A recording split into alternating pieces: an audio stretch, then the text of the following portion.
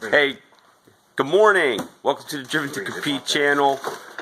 We're here with Rabbit and my brother Davey here. Our project for the next couple videos is going to be Project Slow Camaro. We're going to make Slow Camaro fast Camaro. Never was slow to begin with. Yeah, so here's what we got so far. Davey, what year is this beast? 2010. 2010 SS. He's done some work to it already. Go ahead, Davey. Tell him what's already in. It's got Cook's headers, 102mm throttle body, 102mm intake, Volant, cold air intake, cam, short shifts, some suspension work done to it so far. Okay, so we're going to start by disassembling this beast and put a Procharger package on it. So let me do a quick walk around so everybody can see the car. Look at that, that's nice. Okay, so it's got some work done to a carbon fiber trunk. So it's a pretty extensive project actually. We're gonna start today with disassembly and of the motor. We're going to take the front bumper off, and that's what the guys are doing right now. Not the entire package hasn't come yet, so we're going to do as much as we can today. We're going to put ARP head bolts on it, a couple other things we're going to do in preparation for that kind of power that it's going to make. And you know, all I can tell you is we're going to continue to shoot video all day, and hopefully you'll be able to see what we're doing throughout the stages of the project. Again, hey, thanks for watching. If you haven't already done that, so hit that subscribe button, and if you like the video, please hit the like. Thanks. Bye. Bumper removal. You can see, look at this. Working on his own car. Look at that smile. That's a face only a mother could love right there. Alright, so hey, for the viewers. Alright, so Davey's on one side, Rabbit. Look at that.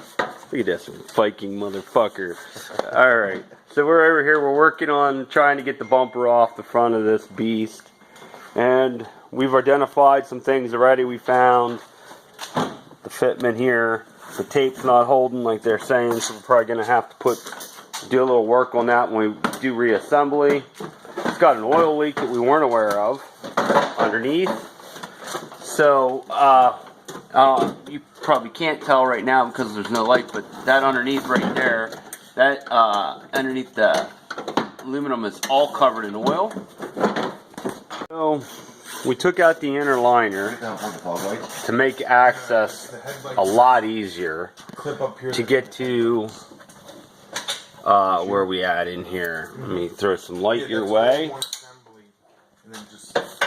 Alright, so we took the inner liner out, and it's held in with a bunch of speed clips that look something like this. You pull the head off first, and then the base pulls right out. And then we went ahead and we hit, there are bumper bolts here to hold it on, and there are some up here as well. And let's see if I can get you a better shot. Okay, so you're going to pop these all off. Gives you access to this front cover to begin to remove it. Got the front off the car, and it's a start. You can see here we got all the parts laying. Inner wheel housings. There's the front clip. Draining the radiator and watching other YouTube videos on how to do things.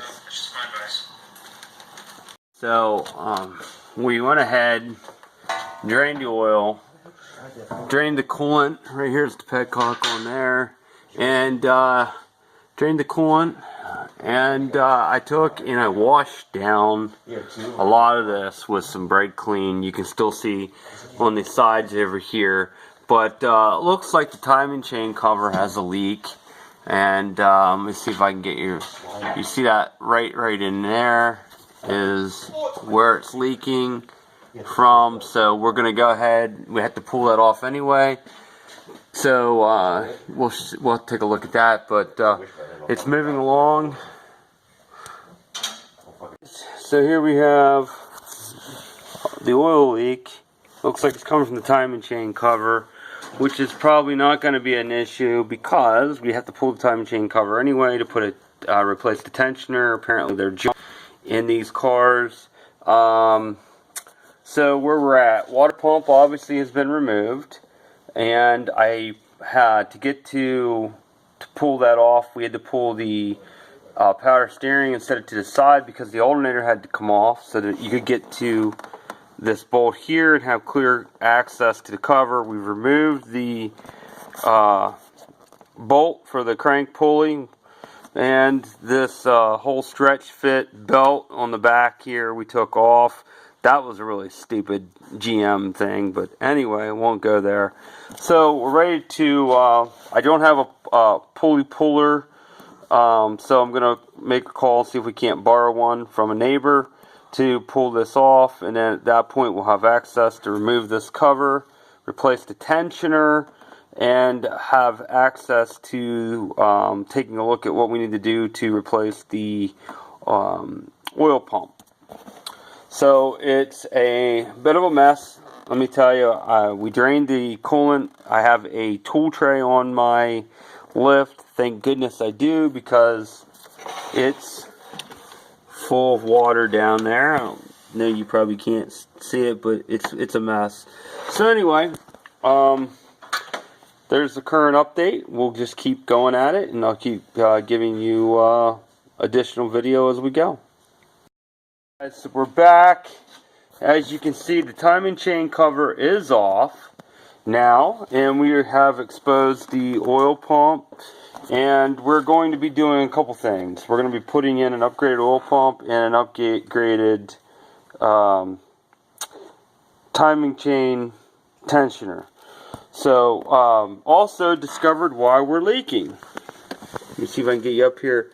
There's an elevated, there's some damage there, and I gotta tell you, I'm kind of disappointed. Predominantly well-known North Carolina performance shop that you know, does work on GMs, did the work on this, and I'm disappointed because for what, between this and the upgraded tensioner, $200 worth of parts, next to no time and labor, they could have and should have suggested when they did the cam on this vehicle that he do these upgrades.